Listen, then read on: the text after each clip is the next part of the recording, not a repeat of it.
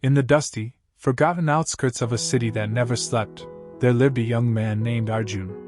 While the city's skyline was a jagged crown of glass and steel, Arjun's world was made of rusted corrugated metal and the smell of charcoal. His father was a day laborer whose hands were permanently stained with the gray dust of cement, and his mother spent her days mending the torn clothes of neighbors for a few coins that barely covered the cost of oil for their lamp. Arjun's pockets were not just empty, they were frayed at the seams, a silent testament to how little they had ever held.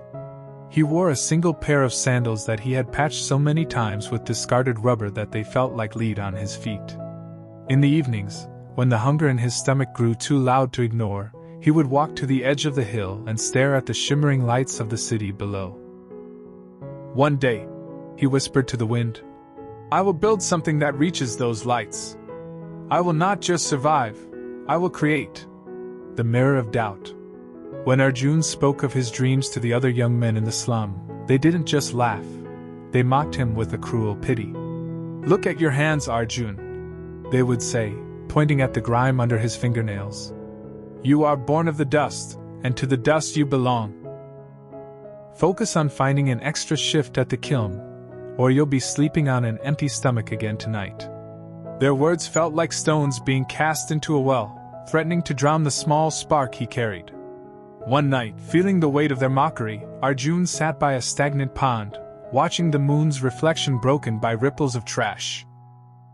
An old man, known only as the blacksmith, approached him. He had spent 50 years hammering iron into shape, and his back was bent like a bow. He sat beside Arjun and handed him a small, cracked piece of polished metal, a makeshift mirror. "What do you see?" the blacksmith asked. "I see a boy who is tired," Arjun replied. "I see the hunger in my face." The blacksmith shook his head. "Look past the surface, boy. Do you see the heat radiating from that reflection? That is not exhaustion. That is the glow of a furnace. Most people are like soft tin. They bend under the first strike of the hammer. But some are like raw iron. They require the fire and the strike to become a blade.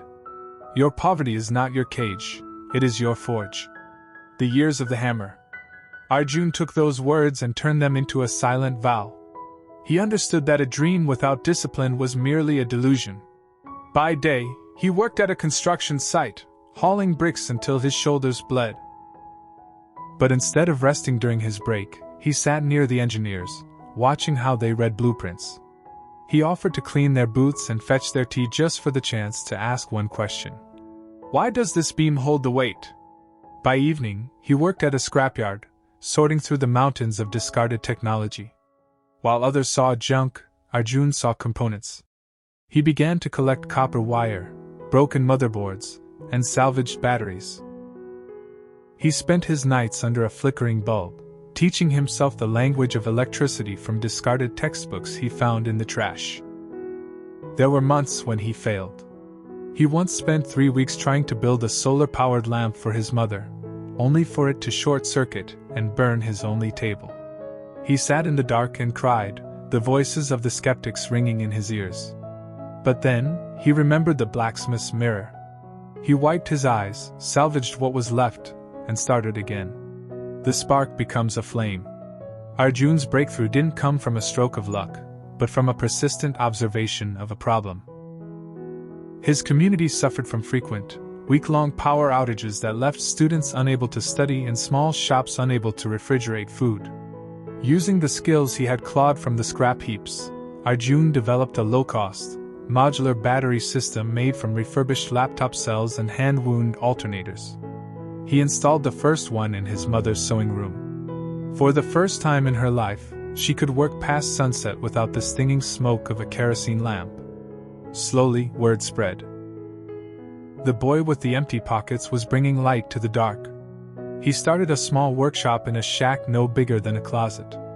He didn't spend a single cent of his meager earnings on himself. Every coin went back into better tools and more scrap. He faced setbacks that would have broken a lesser spirit. A monsoon flooded his workshop, destroying half his inventory. A local landlord tried to shut him down for operating without a license. But Arjun had been forged in a hotter fire than they knew. He negotiated, he moved, he rebuilt, and he persisted. The New Horizon. 10 years later, the Iron Boy was gone. In his place stood the CEO of Arjun Tech, a company that provided affordable renewable energy solutions to thousands of off-grid communities across the country. One afternoon, Arjun returned to his old neighborhood in a simple car. He found the old blacksmith still sitting by his forge. Arjun sat on the dirt floor beside him, his expensive suit irrelevant in the face of his mentor. "The mirror was right," Arjun said softly. "The fire was always there. I just had to keep the dust from settling on it." The blacksmith smiled, his eyes clouded but bright. "The world will always try to tell you who you are based on what you have. But a man's value is not measured by the gold in his vault, but by the strength of the iron in his soul."